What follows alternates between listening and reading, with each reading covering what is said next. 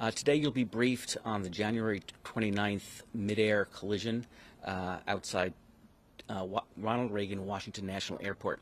Briefing today will be NTSB Chairman Jennifer Homendy, as well as IIC, or Investigator in Charge, Bryce Banning, B-R-I-C-E, B-A-N-N-I-N-G.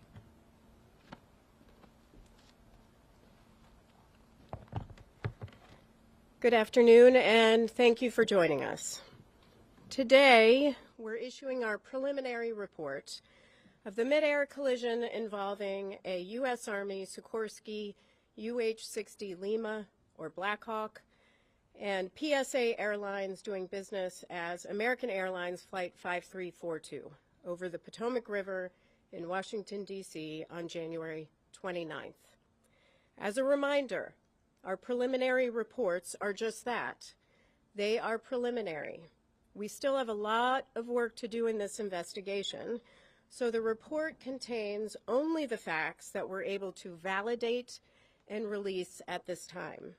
If we still have questions on something, or there's an area that we need to do more investigative work on, we're going to do that work, and that takes time. What we're not going to do is release unverified information which would only mislead the public, regulators, and others. Also, since I'm level setting here, this report does not include any analysis. That comes later in our investigation. Right now, we are still in the fact-finding phase of this investigation. I often say that the easiest and quickest part of the investigation is determining what happened. The part that takes longer is the how and why. The NTSB prides itself on being the global leader in accident investigations. We are thorough and we're fact-based. Those facts, the evidence, serve as the foundation for our analysis, our probable cause, our findings, and our safety recommendations. Generally, the preliminary report we're releasing today discusses crew experience in terms of flight hours, the history of the flights, much of which was released in my last press conference, information on the recorders.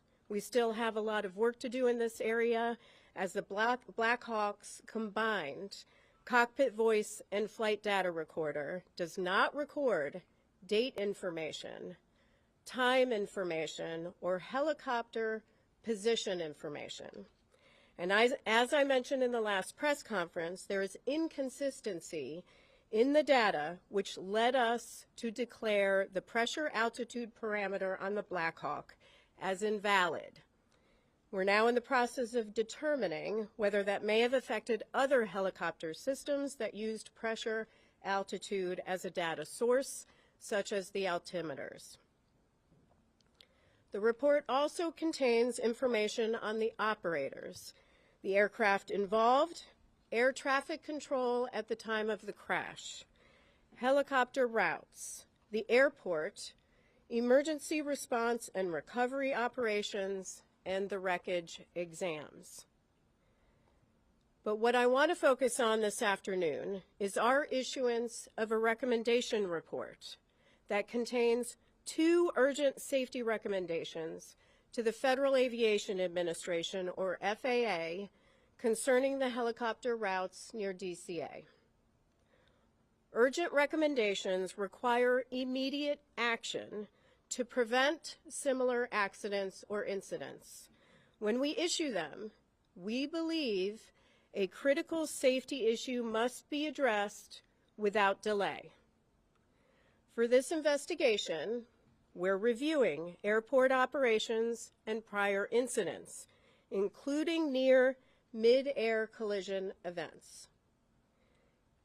Information gathered from voluntary safety reporting programs and the FAA regarding encounters between helicopters and commercial aircraft near DCA show that from 2011 through 2024, A vast majority of reported events occurred on approach to landing. Initial analysis found that at least one Traffic Alert and Collision Avoidance System, or TCAS, resolution advisory was triggered per month from 2011 through 2024 at DCA due to proximity to a helicopter. TCAS resolution advisories, or RAs, unlike traffic advisories, or TAs, are recommended escape maneuvers, for example, climb or descend, level off. Keep in mind that a TA is issued when the intruding aircraft is about 20 seconds from the closest point of approach, or 0.3 nautical miles, whichever occurs first. They are advisory. RAs indicate a collision threat and require immediate action.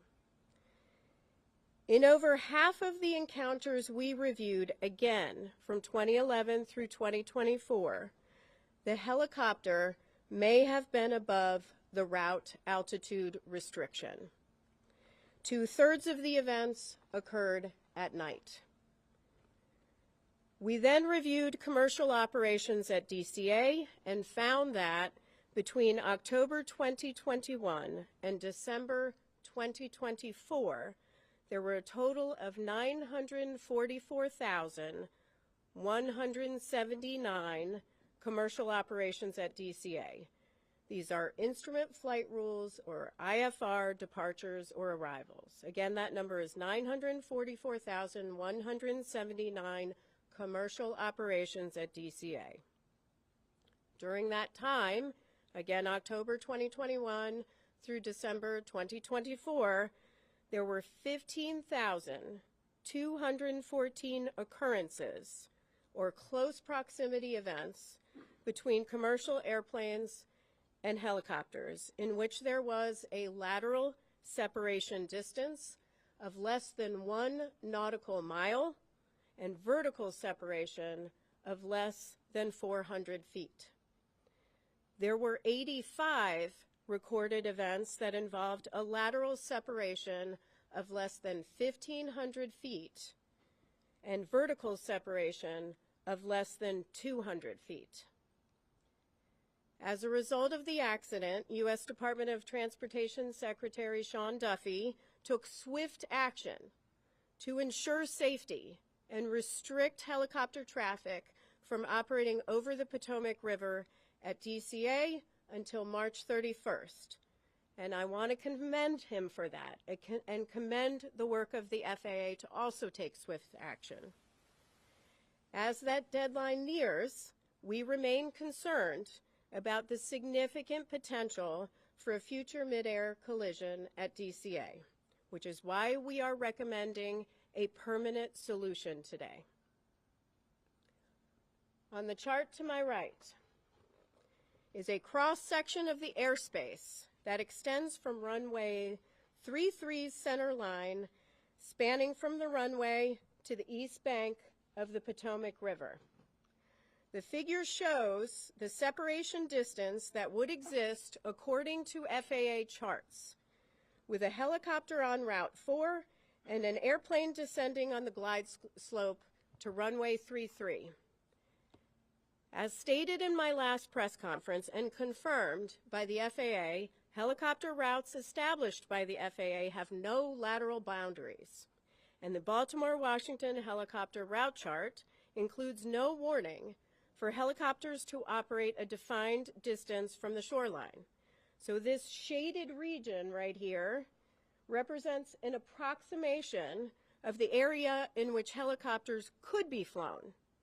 We know that the helicopter on the accident date was not in this area. It was to the west.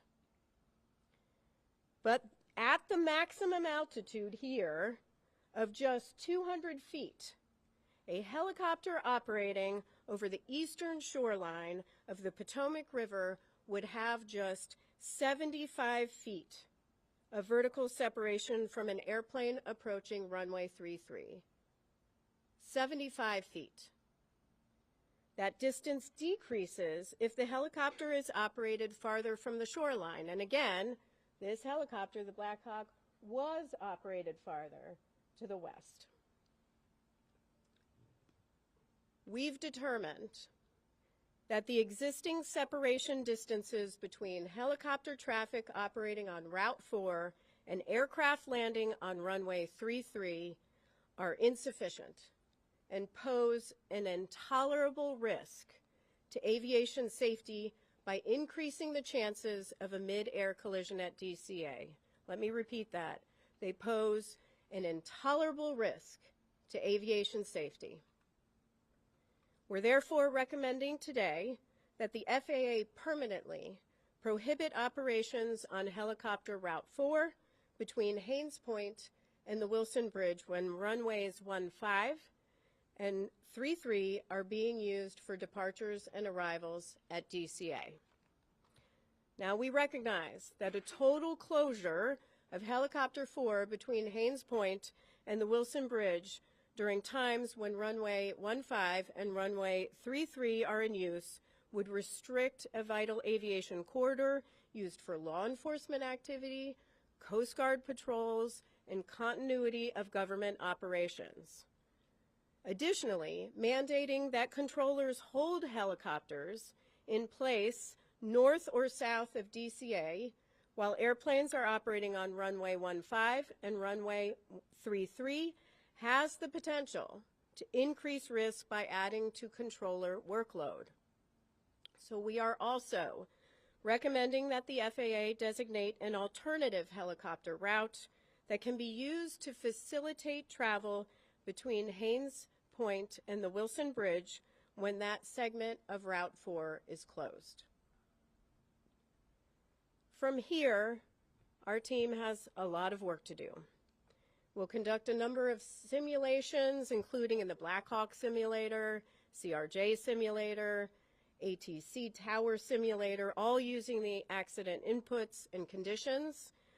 We'll conduct a comprehensive visibility study for the CRJ flight, the Black Hawk flight, and tower visibility, all under night conditions. We will conduct additional interviews in helicopter operations and in air traffic control, and the team will continue to examine the radio altimeters, the barometric altimeters, and additional electronics. With that, I will take questions. Please raise your hand. I will call on you. Please state your name and your affiliation. Yes, sir. Tom Rousey with ABC7 here in D.C. So it sounds like you're saying the way this was done for years, every day was presenting an intolerable risk. Is that a correct characterization? Yes, that is a correct characterization. There's a serious safety issue here, which is why we're issuing these urgent safety recommendations. Fortunately, and I am pleased that Secretary Duffy took immediate action.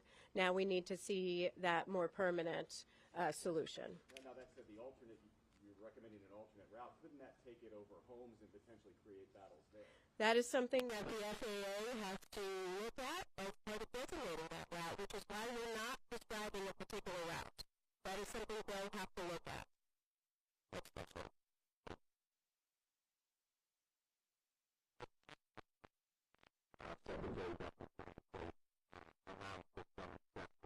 Are you saying today that those exceptions should be removed and no helicopters should be able to fly on that particular route?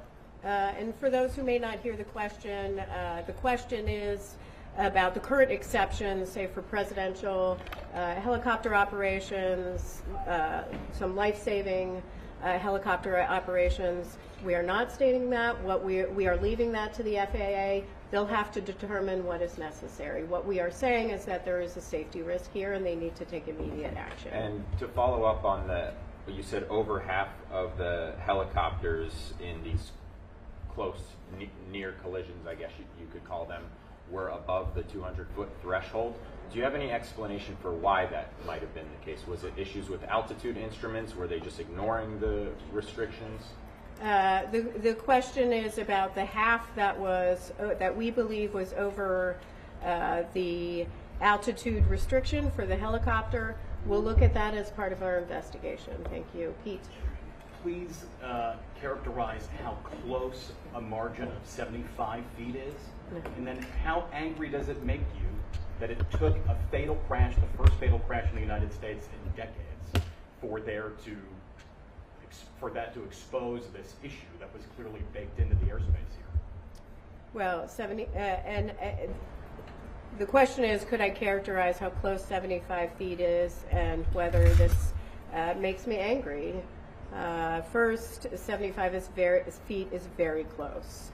That is far too close of a proximity. We have stated it's an intolerable risk to aviation safety.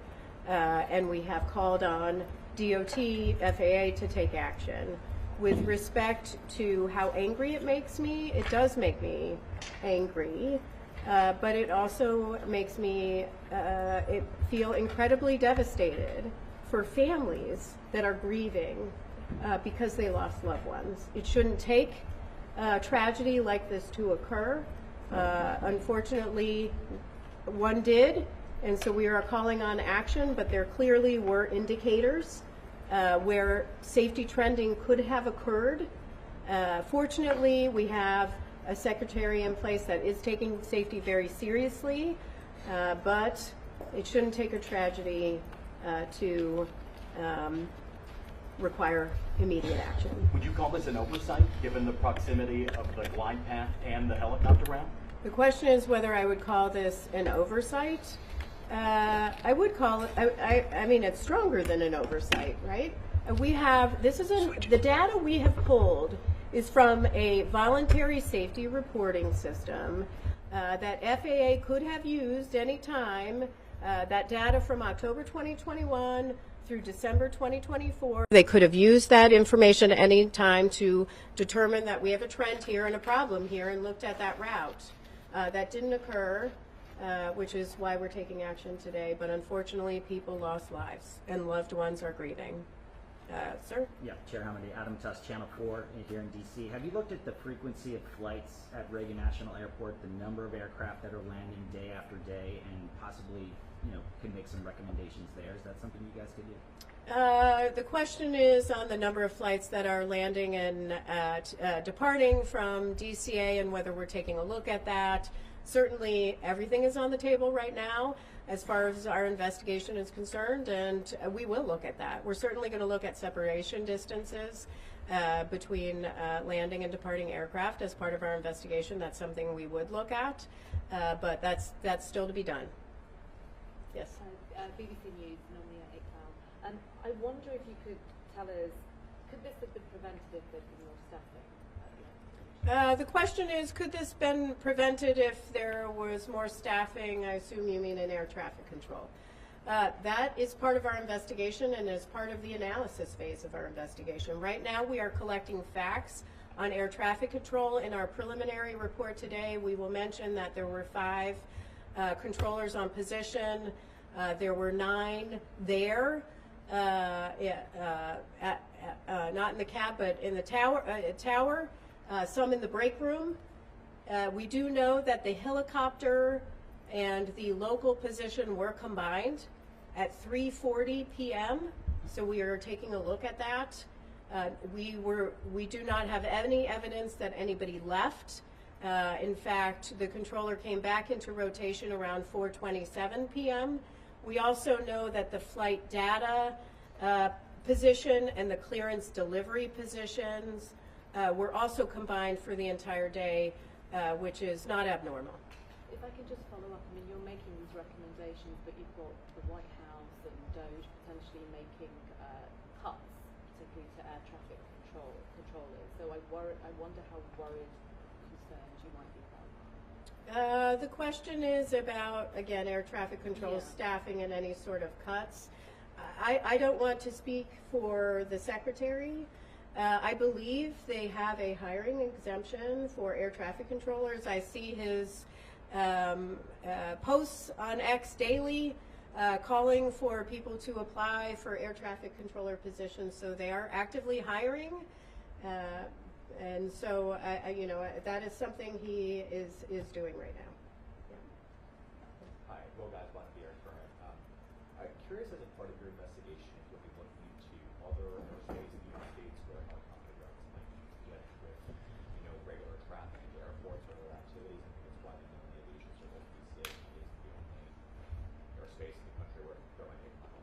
Yeah, the question is whether we're looking at other airspace where there can be encounters between airplanes and helicopters. That may be part of our investigation. Certainly, we've collected the information. I am pleased that FAA has announced that they've already begun looking at other airports across the nation. I would encourage them to continue to do that work. Yes, David. Chair Hamady, two questions for you. One, did the board consider making recommendations to the military to have ADSB out on all helicopter flights in the area? Because we know that was not operating at the time. And secondly, is it a fair read of these recommendations that it will allow some helicopter traffic that has been previously prohibited, right? So helicopters that are currently not allowed in that area, if flights are only using runway 1, will be able to operate? The last question is about runway 1. Yes, our recommendations are focused on runway 15 and runway 33 and prohibiting that helicopter traffic when those are in operation. We did not address runway 1. That can continue. And your other question on ADSB. We still have a lot of work to do on ADSB. We know that the CRJ had ADSB out. It did not have ADSB in. We do have a lot of work to do with the Black Hawk, not just with this Black Hawk, but we are actually looking fleet-wide at the Black Hawk at ADSB. Number one, we have not been able to rule out that in this helicopter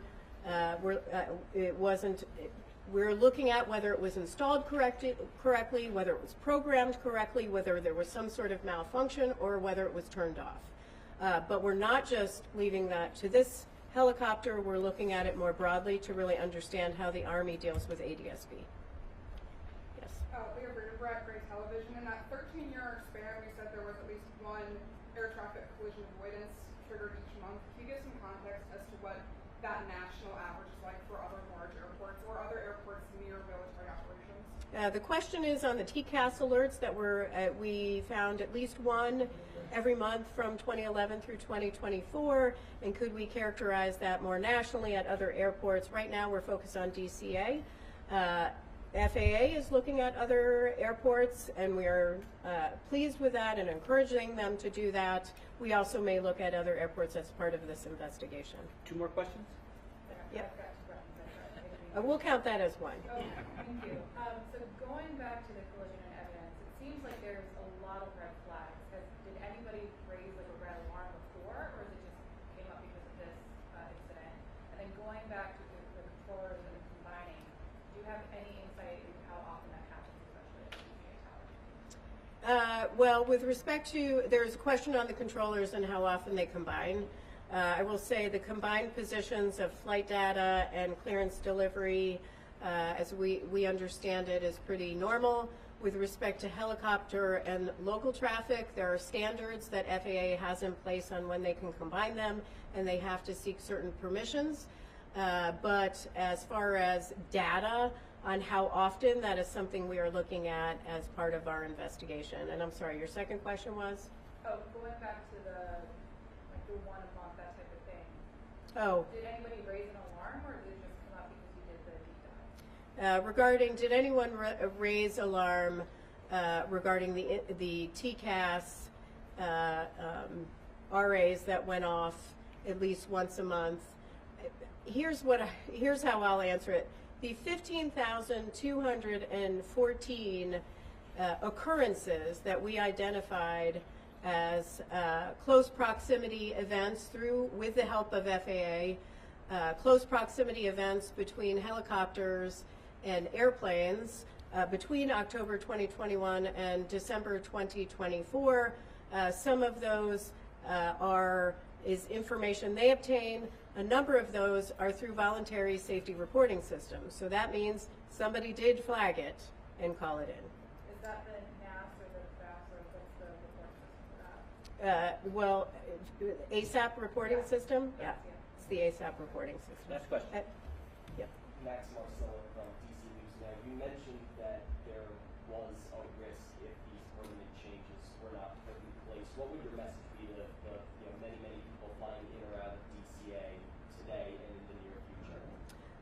Well, today, though, with the exception, the question is, what is my message for people flying in and out of DCA? I assume you mean about safety? I just flew with my daughter out of DCA on a CRJ with PSA Airlines. Aviation is incredibly safe. DCA is where I always fly out of. I say often that your biggest risk is in your personal vehicle when you're going to and from the airport. Aviation is safe. However, there are safety issues and areas where we need to improve to make sure that we are at zero. And so that is the role of the NTSB in investigating. This is why we issue urgent safety recommendations. Thank you very much. Thank you very much.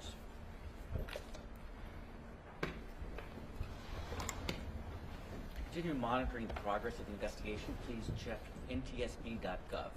Thank you.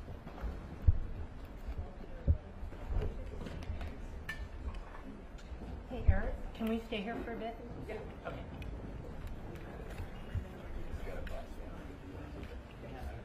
We all set up? I have. Oh, table. Yeah, there's a table over there. Oh, thanks.